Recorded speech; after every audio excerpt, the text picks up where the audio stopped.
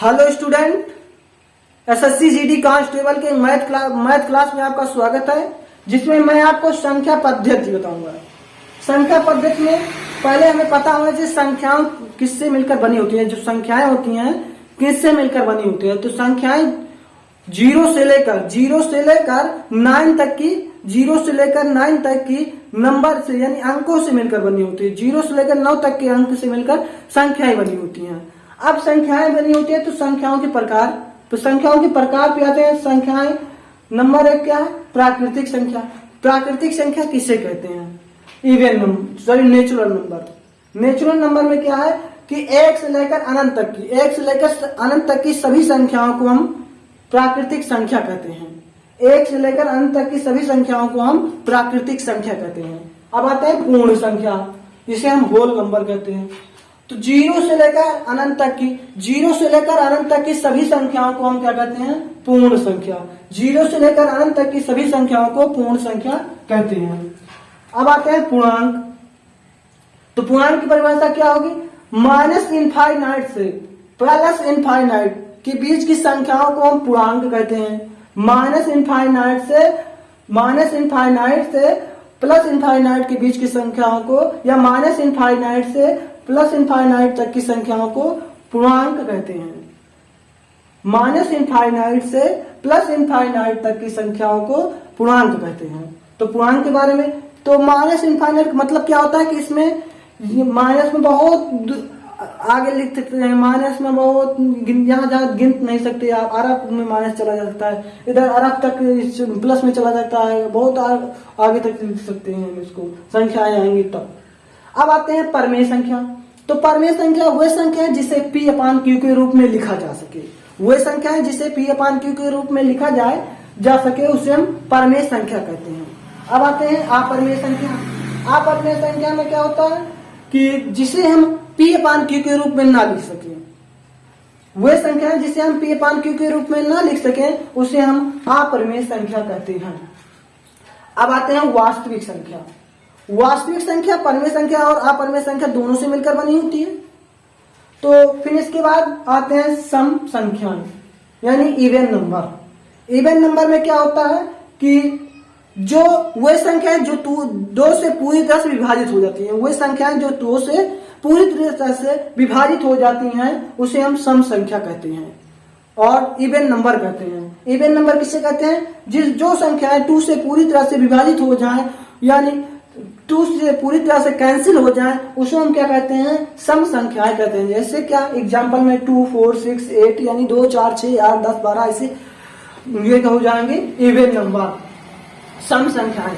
सम संख्याओं के बाद आना चाहिए विषम संख्या, ऑड नंबर। तो ऑड नंबर में क्या होता है कि वह संख्याएं जो 2 से पूरी तरह से विभाजित नहीं हो पाती हैं, वह संख्याएं जो 2 से पूरी तरह से विभाजित नहीं हो पाती हैं, उसे हम विषम संख्याएं कहते हैं। जैसे 1, 3, 5, 7 ऐसे बढ़ाते चले जाएंगे डॉट डॉट डॉट इनफाइनाइट तक, जो कि 2 से पूरी तरह से विभाजित नहीं हो पाएंगे। अब आते हैं किसे? अभाज्य संख्या। अभाज्य संख्या वह संख्याएं जो स्वयं से विभाजित होती हैं। वह संख्याएं जो स्वयं से विभाजित होती हैं, उसे हम अभाज्य संख्याएं कहते हैं। वह संख्याएं जो स्वयं से विभाजित होती हैं, उसे हम अभाज्य संख्याएं कहते हैं। अब आते हैं भाज्य संख्याएं। भाज्य संख्याएं जो सभी से कट जाती हैं, जिसे भाज्य संख्या में 1, 2, 3, 4, 5, 6, 7, 8। अब ये चीज हमें पता होना चाहिए, लेकिन इसमें क्या है, भाज्य संख्याओं का कुछ गुण है, कुछ नियम है, उसको फॉलो करते हैं। तो इसमें भाज्य संख्या जैसे 1 से विभाजित होने का क्या नियम है? तो 1 से विभाजितता का नियम क्या है कि 1 से सभी संख्याएं विभाजित हो जाती हैं। फिर आते हैं 2 से विभाजितता का नियम। 2 से विभाजितता का नियम यह है कि जिन संख्याओं के पीछे 2, 4, 6, 8, 10 आए और 0 आए, वो संख्याएं 2 से पूरी तरह से विभाजित हो जाती है। अब आते हैं 3 से विभाजितता का नियम।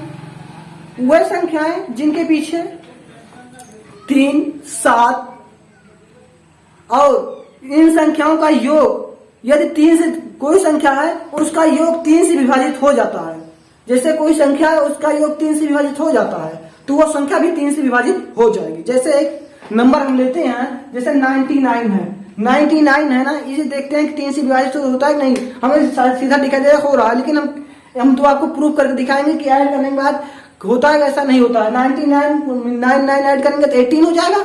18 3 से डिवाइड है तो ये संख्या भी 3 से डिवाइड है।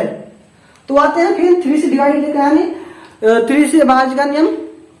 आगे अब 4 से विभाज्यता का नियम क्या है? वो संख्या जो 2 से पूरी तरह से विभाजित हो जाए वो भी 4 से भी पूरी तरह से विभाजित हो जाएंगे। यानी जिन संख्याओं का योग, यदि संख्याओं का योग किया जाए वो संख्या 4 से डिवाइड हो जाती है तो वो संख्या भी 4 से डिवाइड हो जाएगी। अब आते हैं 5 से विभाज्यता का नियम। 5 से विभाज्यता का नियम यह कहता है जिन संख्याओं के पीछे 5 0 एंड जिन संख्याओं का योग 5 से डिवाइड हो जाता है तो वो संख्या भी 5 से डिवाइड हो जाएगी। अब आते हैं 6 से विभाज्यता का नियम। 6 की विभाज्यता का नियम यह कहता है कि जो संख्याएं, जिन संख्याओं का योग यदि 6 से विभाजित हो जाता है तो वो संख्या भी 6 से विभाजित हो जाएंगी। तो 6 से विभाज्यता का नियम खत्म। अब आते हैं 7 से विभाज्यता का नियम। वो संख्या जिन संख्याओं का योग 7 से डिवाइड हो जाता है या डिवाइड हो जाता है तो वो संख्या भी 7 से पूर्णतः विभाजित हो जाएगी। अब आते हैं 8 से विभाज्यता का नियम। वो